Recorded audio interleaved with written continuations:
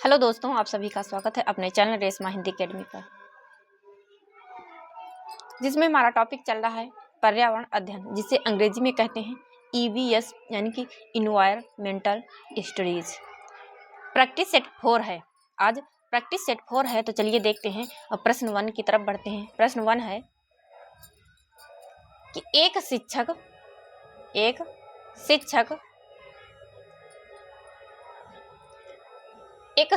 खाना किस प्रकार से खराब होता है पर एक प्रयोग करता है। यानी कि एक शिक्षक खाना किस प्रकार से खराब होता है इस पर एक प्रयोग करता है। यानी कि शिक्षक बच्चों के समूह बनाकर उनको प्रयोग से संबंधित सामग्री देता है।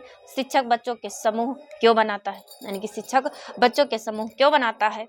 ए है शिक्षक सहपाठी अधिगम का समर्थन करता है। बी है शिक्षक बच्चों की सामाजिक अंतःक्रियाओं में सुधार करता है। सी है कि समूह अधिगम बिना भार के पर्यावरण अध्ययन के अधिगम का प्रभावशाली तरीका है। डी है कक्षा में अनुशासन को बनाए रखने के लिए समूह में अधिगम एक महत्वपूर्ण युक्ति है। तो प्रश्न 1 का सही आंसर आप लोगों को करना है। प्रश्न 1 का सही आंसर, तो चलिए हम कूट के माध्यम से देखते हैं।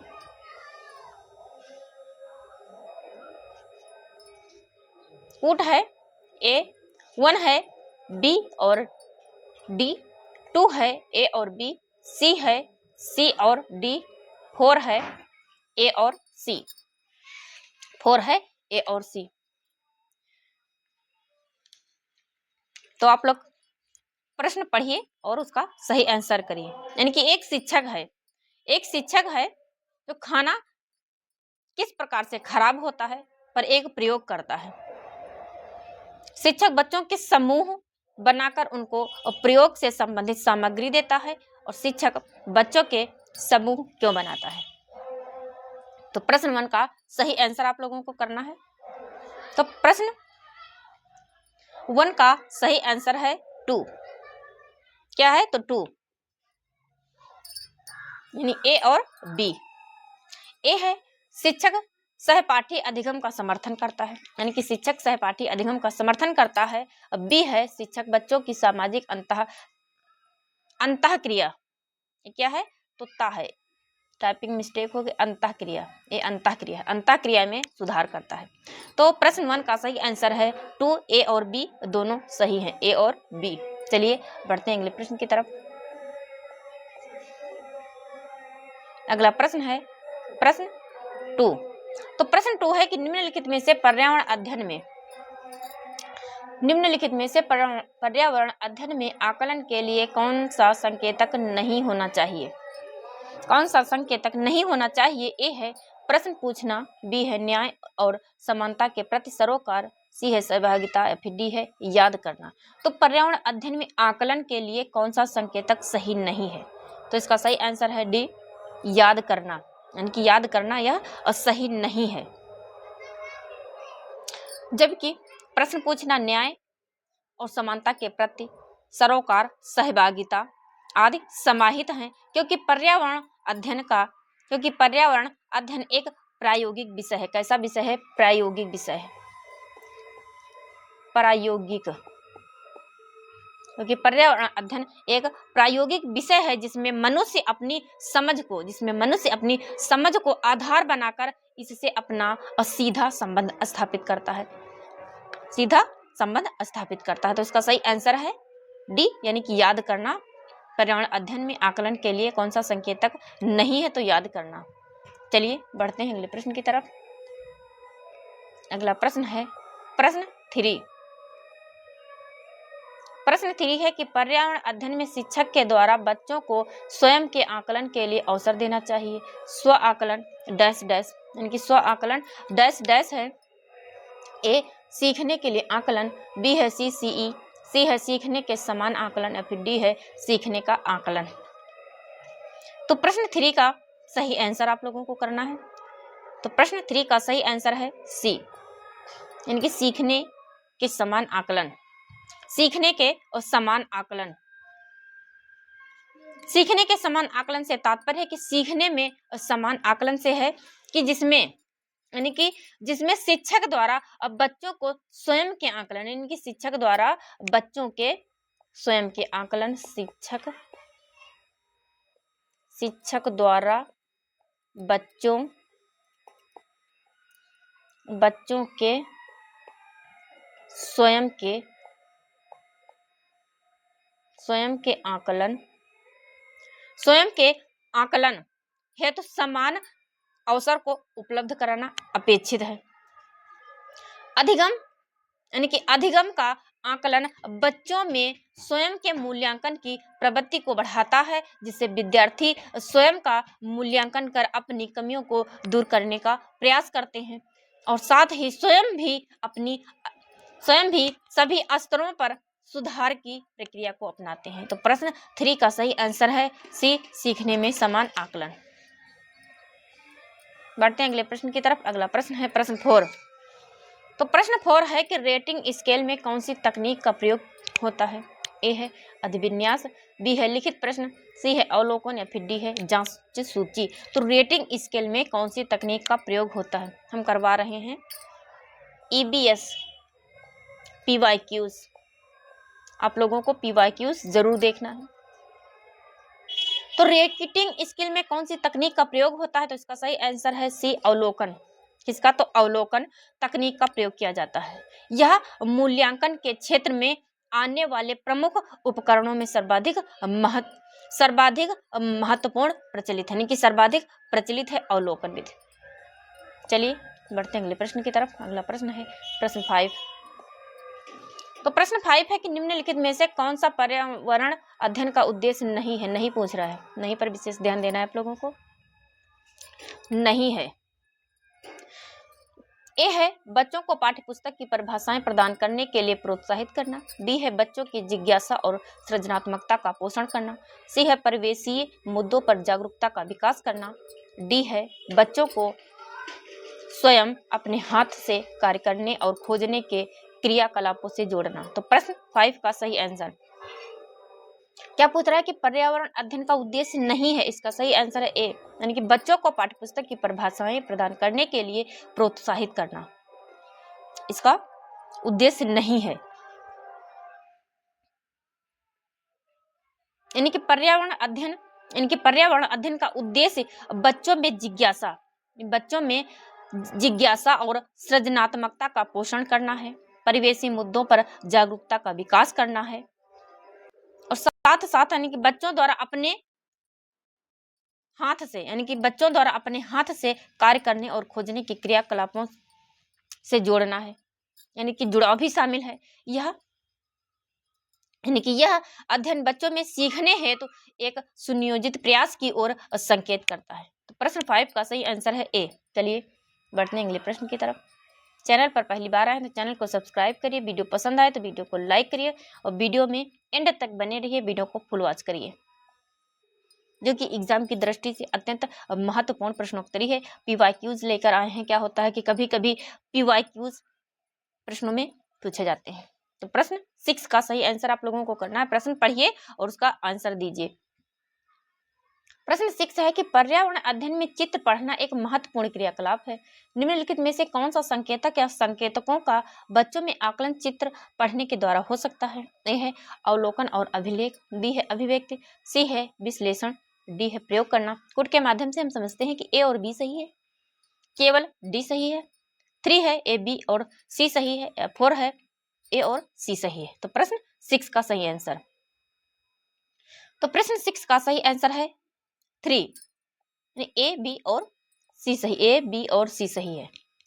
क्या कह रहा है कि पर्यावरण अध्ययन में चित्र पढ़ना एक महत्वपूर्ण क्रियाकलाप है, यानी कौन सा संकेतक या संकेतकों का बच्चों में आकलन चित्र पढ़ने के द्वारा हो सकता है? तो इसका सही आंसर ए अवलोकन और अभिलेख, बी है अभिव्यक्ति, सी है विश्लेषण। यानी कि शिक्षकों द्वारा भी बच्चों में पर्यावरण अध्ययन का विकास क्षेत्र यानी कि विकास चित्र के माध्यम से किया जाता है। यानी कि शिक्षकों द्वारा बच्चों में पर्यावरणीय अध्ययन का विकास चित्र के माध्यम से किया जाता है। बच्चों में आकलन चित्र पढ़ने के द्वारा अवलोकन और अभिलेख, विश्लेषण तथा अभिव्यक्ति, अवलोकन विश्लेषण तथा अभिव्यक्ति संकेतकों के माध्यम से हो सकता है, संकेतकों के माध्यम से हो सकता है। तो चलिए बढ़ते हैं अगले प्रश्न की तरफ। अगला प्रश्न है प्रश्न 7।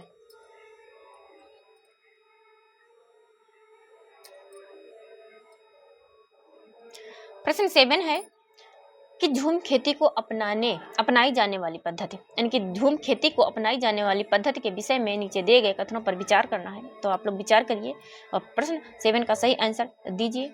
ए है एक फसल प्राप्त करने यानी कटने के बाद जमीन को कुछ साल तक ऐसे ही छोड़ देते हैं। बी है इस जगह को बांस या खरपतवार जंगल उगाता है उसे उखाड़ कर जला देते हैं। सी है खरपतवार जंगल आदि को जलाने पर प्राप्त राख को खाद की तरह प्रयोग में लाते हैं। डी है जब इस जमीन में खेती की जाती है तो बीज छिड़कने से पहले इसे गहरा जोता जाता है। तो पूछ रहा है कि झूम खेती को अपनाई जाने वाली पद्धति के विषय में विचार कीजिए। तो आप लोगों को विचार करना और सही आंसर देना है। प्रश्न 7 का सही आंसर है 2 यानी केवल 1। इसका सही आंसर है 2 यानी कि केवल 1। यानी कि एक फसल प्राप्त करने कटने के बाद जमीन को कुछ साल तक ऐसे ही छोड़ देते हैं, जिससे पहले वृक्षों तथा वनस्पतियों को काटकर उन्हें जला दिया जाता है।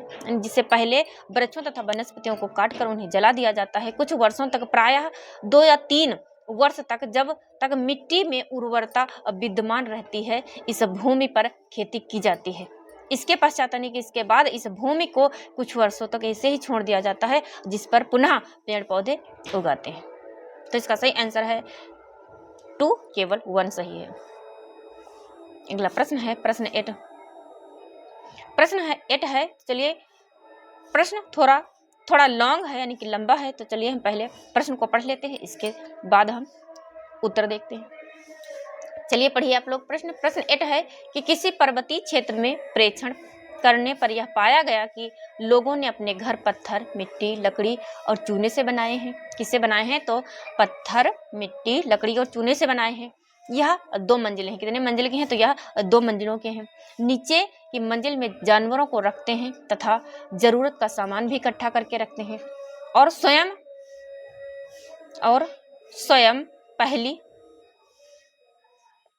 पहली मंजिल पर रहते हैं। सभी घरों की छतें समतल हैं, यानी कि सभी घरों की छतें समतल हैं तथा इन्हें पेड़ों के मोटे तनों से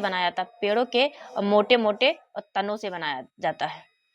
बनाया गया है। यह पर्वतीय क्षेत्र नीचे दिए गए किस प्रदेश का भाग है? यानी कि यह पर्वतीय क्षेत्र है तो यह किस प्रदेश का भाग है? ए है जम्मू कश्मीर, बी है अरुणाचल प्रदेश, सी है मेघालय, फिर डी है हिमाचल प्रदेश। तो प्रश्न 8 का सही आंसर, तो इसका सही आंसर ए जम्मू कश्मीर का क्षेत्र भाग है। जम्मू कश्मीर का भाग है। यानी कि जम्मू कश्मीर में जो घर बनाए जाते हैं, घर पत्थर, मिट्टी, लकड़ी और चूने के बनाए जाते हैं, जो कि 2 मंजिला होते हैं, जैसा कि अभी हमने प्रश्न में देखा है। तो चलिए बढ़ते हैं अगले प्रश्न की तरफ। अगला प्रश्न है प्रश्न 9। प्रश्न 9 है कि आदिवासी हजारों साल पहले से कांसा की चीजें बनाते आए हैं। कांसा की चीजें बनाते आए हैं आदिवासी। आज भी हमारे घरों में कांसा का उपयोग होता है। कांसा के विषय में निम्नलिखित में से सबसे सही कथन चुनिए।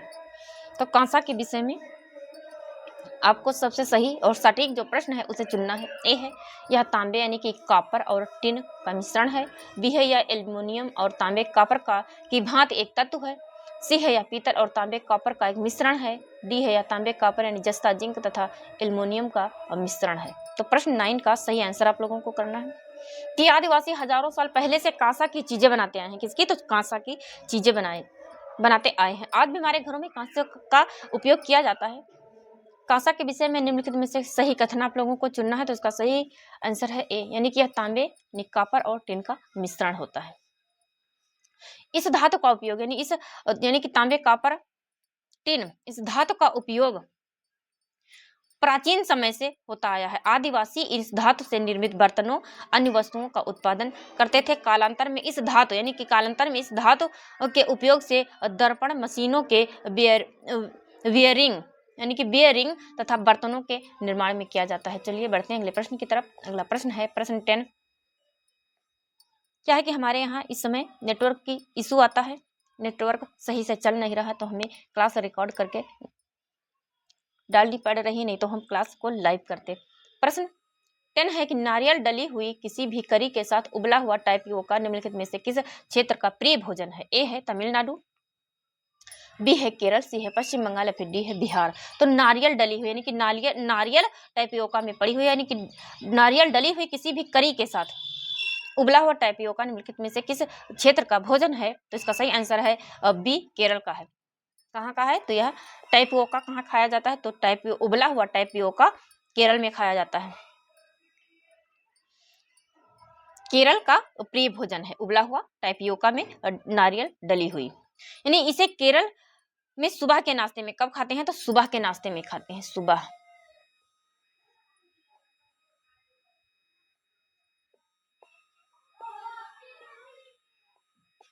सुबह के नाश्ते यानी कि सुबह के नाश्ते के रूप में ग्रहण किया जाता है। साबूदाना के निर्माण में टाइपियोका की जड़ का प्रयोग किया जाता है, जिसे अंतरराष्ट्रीय स्तर पर कसावा के रूप में जाना जाता है। चलिए बढ़ते हैं अगले प्रश्न की तरफ। अगला प्रश्न है प्रश्न 11। तो प्रश्न 11 कह रहा है कि आमतौर पर यह माना जाता है कि रात में जागने वाले जानवर हर चीज को जिस रंग में देखते हैं वह रंग है। ए है काला और सफेद, बी है बैंगनी और नीला, सी है हरा और पीला, डी है नारंगी और लाल। तो प्रश्न 11 का सही आंसर है ए, काला और सफेद। काला और सफेद, जबकि दिन में जागने वाले जानवरों में सभी रंगों को देखने की क्षमता होती है। चलिए बढ़ते हैं अगले प्रश्न की तरफ। अगला प्रश्न है प्रश्न 12। प्रश्न 12 है कि केचुआ को किसानों का मित्र माना जाता है। इसके लिए निम्नलिखित में से सही कारणों को चुनिए, यानी कि आप लोगों को सही कारण चुनना है। ये है केचुए मृत पत्तियों और पौधों को खाते हैं तथा इनके मल से जमीन उपजाऊ होती है। हाँ, ये भी ठीक है। फिर है, चलिए ऊपर की तरफ स्क्रॉल करते हैं स्क्रीन को। बी है केचुए खरपतवार खाते हैं जिससे मुख्य फसल की रक्षा होती है। ये भी ठीक है। केचुए खरपतवार को खाते हैं जिससे मुख्य फसल की रक्षा होती है। कुछ को ठीक लग रहा है, आंसर में देखते हैं। सी है केचुए जमीन में छेद बनाते हैं जिससे जमीन पोली हो जाती है। ये तो ठीक है, यानी कि केचुए जमीन में छेद बनाते हैं जिससे कि जमीन उपजाऊ हो जाती है, पोली हो जाती है, उसमें हवा और नमी जाती रहती है। डी है केचुए द्वारा बनाए गए छेदों से जमीन को आसानी से हवा और पानी मिल जाती है। तो प्रश्न 12 का सही आंसर आप लोगों को करना है। तो इसका सही आंसर है 4, यानी कि ए, सी और डी। ए, सी और डी, यानी कि बी गलत है। चलिए बढ़ते हैं अगले प्रश्न की तरफ। अगला प्रश्न है प्रश्न 13। तो प्रश्न 13 है कि हमारे देश के मानचित्र में झारखंड कहाँ स्थित है? हमारे देश के मानचित्र में झारखंड कहाँ पर स्थित है? ए है छत्तीसगढ़ के दक्षिण पूर्व में, बी है उत्तर प्रदेश के पश्चिम में, सी है पश्चिम बंगाल के पूर्व में या फिर डी है उड़ीसा के उत्तर में। तो प्रश्न 13 का सही आंसर है डी, उड़ीसा के उत्तर में। यानी कि हमारे देश में मानचित्र में झारखंड कहाँ स्थित है? तो उड़ीसा के उत्तर में स्थित है। यानी मानचित्र में झारखंड की अवस्थित बिहार से दक्षिण, यानी कि बिहार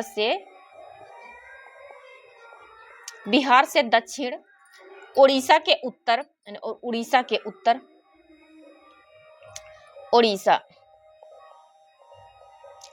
के उत्तर तथा मध्य प्रदेश के पूर्व में प्रदर्शित की गई है।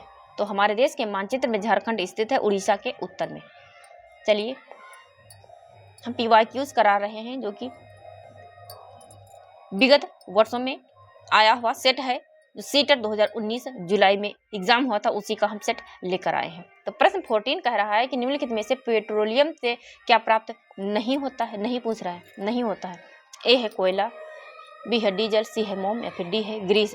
तो निम्नलिखित में से पेट्रोलियम से क्या प्राप्त नहीं होता है? इसका सही आंसर है ए, कोयला नहीं होता। इनकी प्राकृतिक रूप से पाए जाने वाले पेट्रोलियम को अपरिष्कृत तेल कहते हैं। अपरिष्कृत